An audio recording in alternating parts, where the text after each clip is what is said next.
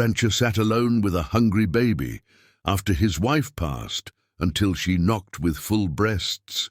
The wind howled across the empty plains, rattling the old barn doors as John Miller sat hunched over a crib.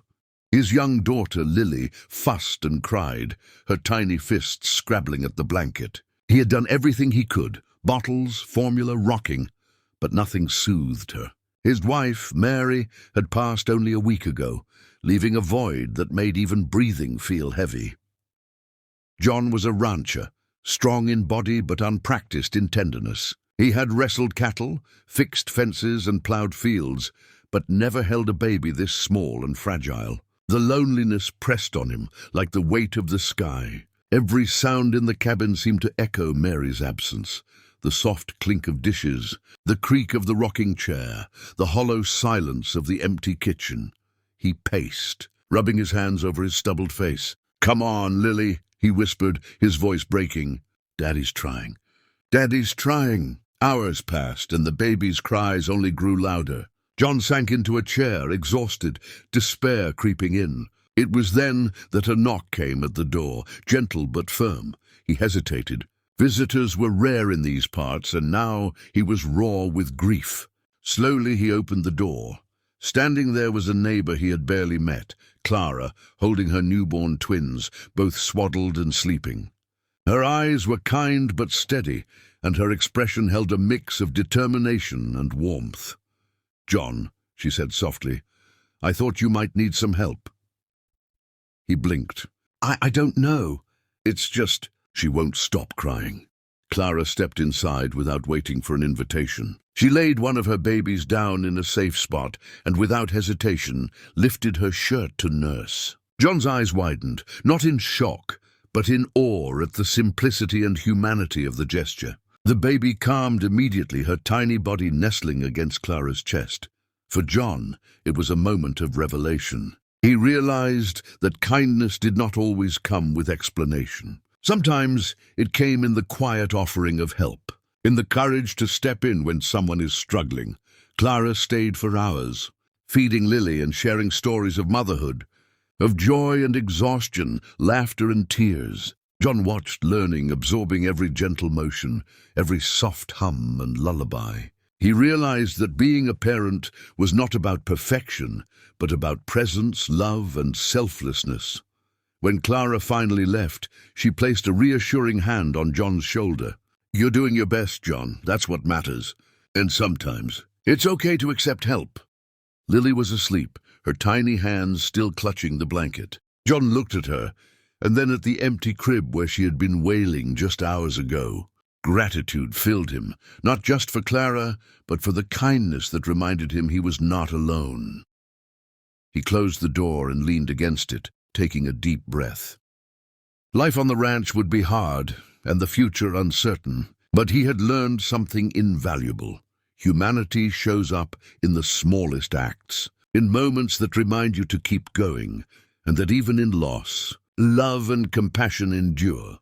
And as he watched Lily sleep peacefully, he whispered a promise, not just to her, but to himself. "I will not give up. We will not be alone. Love will find a way, always."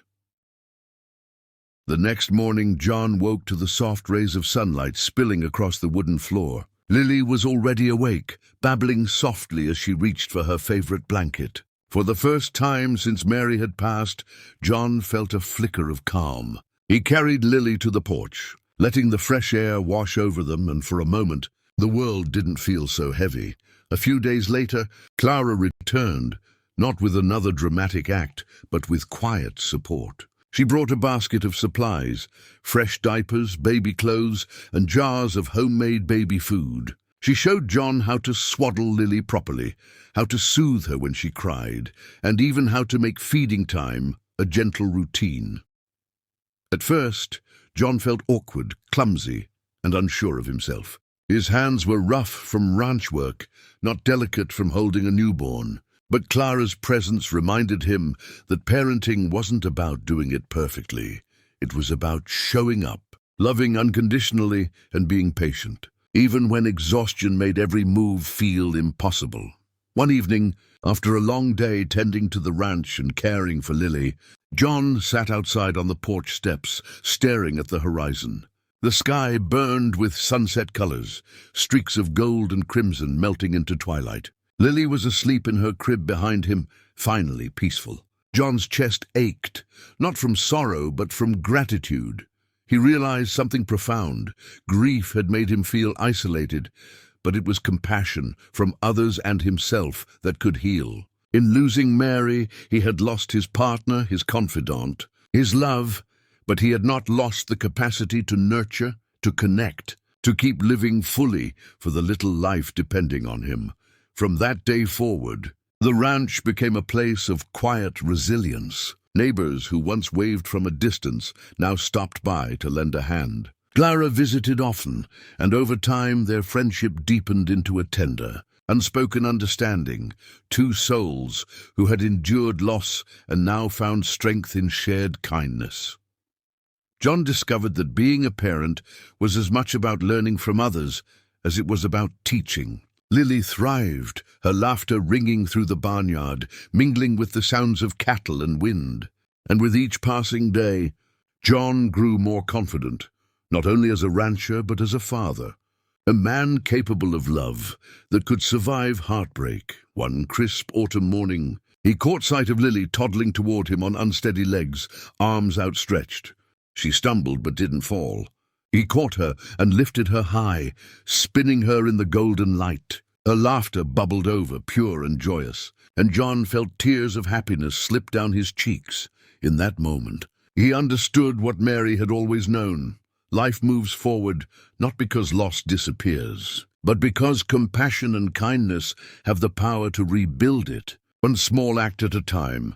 And as the wind rustled the prairie grass and the sun dipped low, John held Lily close and whispered, "We're okay. We're going to be okay. Love will always find a way." From grief, a new chapter had begun, one filled with hope, resilience, and the unshakable truth that humanity shines brightest when hearts open in kindness, even after the darkest storms.